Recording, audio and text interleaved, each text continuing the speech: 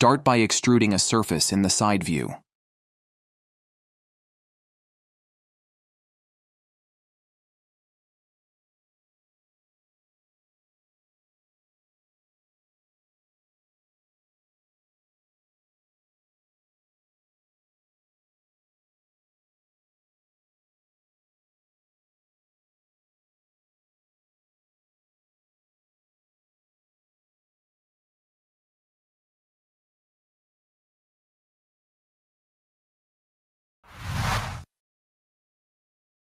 In the side view as well, draw the geometry of half the vase freehand.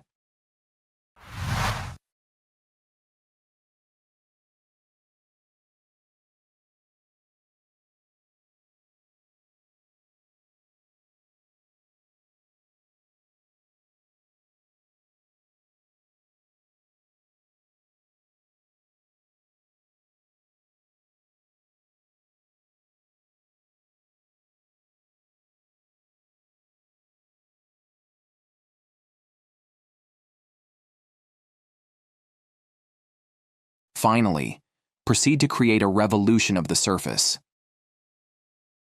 Great! To practice, try doing it yourself by looking at the drawing and following these steps. Good luck!